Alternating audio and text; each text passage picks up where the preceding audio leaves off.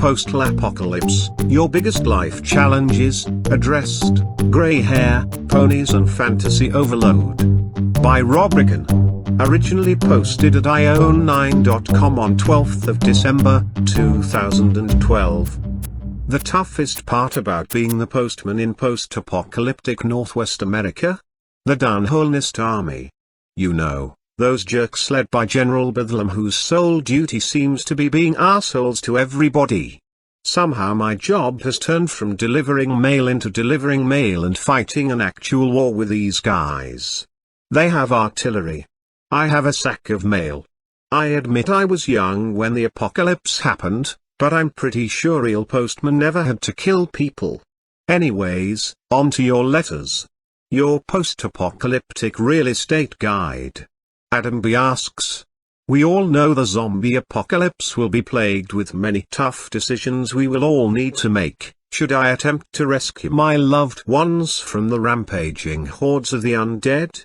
Should I pack my bag with my priceless collectibles or with my bourbon? Etc. etc. But the one that's been really bugging me is where should I choose to go to escape the hordes? Do I lock myself in my house, make a nice cup of tea and wait for this whole mess to blow over? Do I go out onto the streets and try to team up with a ragtag group survivors with sweet parkour moves?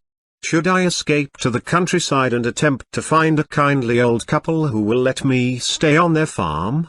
Or should I just grab my shoulder-padded leather jacket and my shotgun, steal a Harley and make the open road my home? You really only have two options, stay in one place or go on the move. I can tell you right now that traveling sucks. There are no real advantages, because you're just as likely to find a mess of zombies as you are supplies.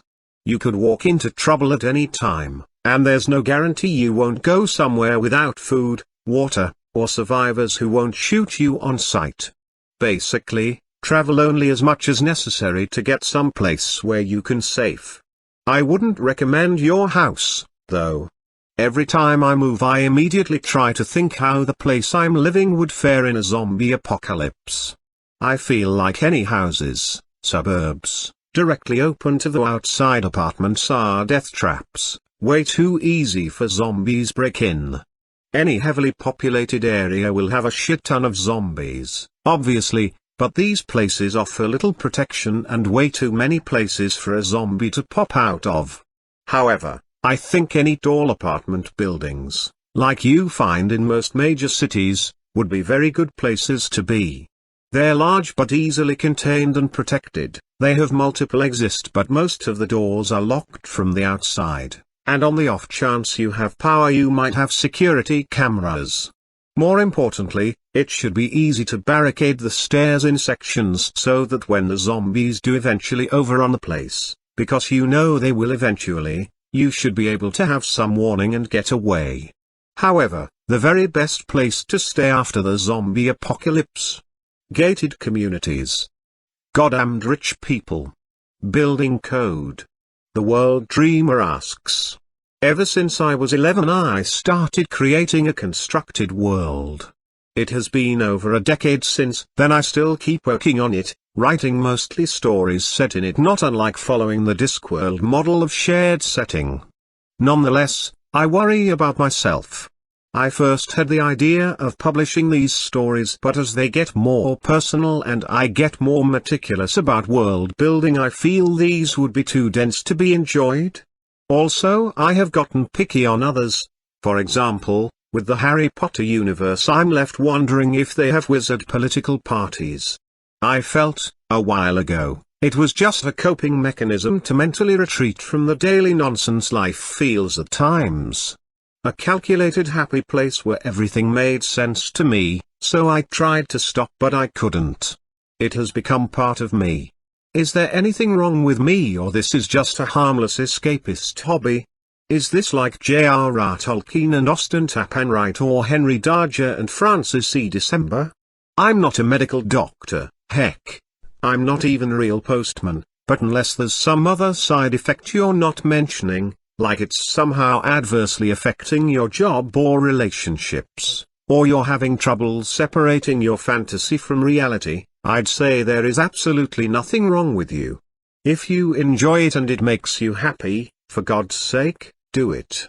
I think a lot of people don't realize humanity's innate need to alter its perception of reality and/or escape from it.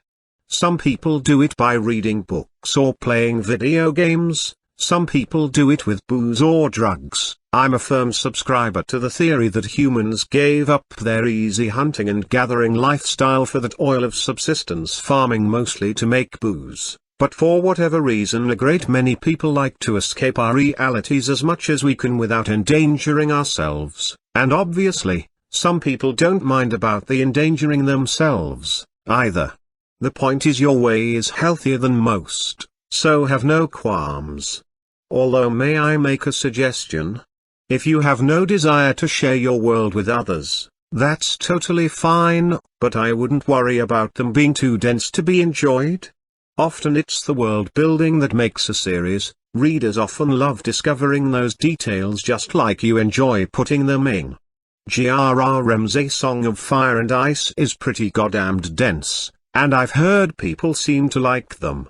Obviously, you want to start people off easy, but why not let the free market decide? Send a couple stories to a few publishers. You may be pleasantly surprised. Splitting hairs. Edward B. asks, riddle me this, Postman. I like he saw a man, hairy man, and also an aging man.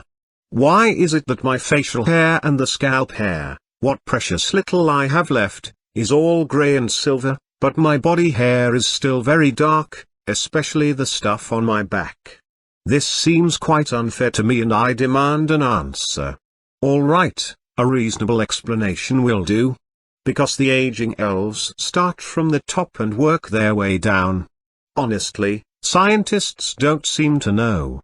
Oh, they know why hair turns grey. Hair follicles stop producing melanin, which gives hair its color, and they know where the process begins and goes, temples and beard, head, chest, batch, etc. But as for why hair grays in this order, they're still working on it. I have a question for you, though. Why is it that I can have grey hairs and a pimple at the same time? That seems completely unfair to me. I think once you're old enough to start getting grey hairs you are officially old enough to stop having zits. That should be a law. The Costner Conundrum. Greg B. asks, which would be the worse movie, a sequel to The Postman, or a remake of Waterworld? I have to say The Postman. Hear me out, though. No offense to author David Brin, but it works much better as a book. Sure, you could make a more accurate movie adaptation of the story, but then you'd have to deal with that whole sentient computer at Oregon State University thing, which is a storyline that would make terrible second act of a film. Honestly, I think any Hollywood movie that tries to adapt The Postman would end up looking a lot like Costner's version anyways. No matter what, it's a story about a dude who brings hope to people by delivering the mail, which is bearable on the page but looks incredibly schmaltzy on the screen. I honestly don't think there's much room for improvement, is what I'm saying. But Waterworld, well, Waterworld is Kevin Costner's attempt to make a big, schmaltzy epic about a fishman who drinks his own urine. I think there's a lot of potential in Waterworld's weirdness. It just needs a director who isn't afraid to let it be as bizarre as it actually is. Think more David Lynch's Dune, less Postman. Plus, today's CG could do wonders with the water and ships. Don't you think? Please note I don't think this film would make its money back any more than Costner's Waterworld did, but it'd be a hell of a lot more interesting to watch. Resourcefulness. Luke S. asks, when the zombie apocalypse comes, which will obviously be soon, what will become, non-undead, humanity's most essential resource? Water? Gasoline? Ammunition? Antiseptics? Please answer because we don't have much time. We can disregard the theoretical fast-moving zombie because we all know we'd have no chance against them. Water, food, gasoline, in that order. People can live without food for several days, but not long without water. Plus, think about this, if the faucets stop tomorrow, do you know where your closest source of drinkable water is? I actually do, and it's several miles away. There'll be plenty of food stocking our nation's grocery stores and convenience marts for the looting, but far less water, and it's going to run out quick. Finding a renewable source of water should be everybody's first priority. Gas will be third most necessary, not because it's going to really do anybody any good, but I imagine most people's sanity will be based on 1, finding loved ones, and or 2, finding someplace safe to live. They'll fail on both counts, of course, but they'll want to try. They'll need to try. See the first 2 seasons of The Walking Dead for details. Actually, don't. For the record, people will want ammunition, but with the abundance and effectiveness, or melee weapons, it won't be the hottest commodity. As for antiseptics, again, they'd be nice to have, but most injuries will be zombie-related, and thus invariably fatal. No amount of Bactine helps when a zombie eats your Achilles tendon. Although, for the record, I'd strongly suggest booze will be tied for third with gas. Humanity may not need it, but they'll want it, and they'll pay for it, too. Just sayin'.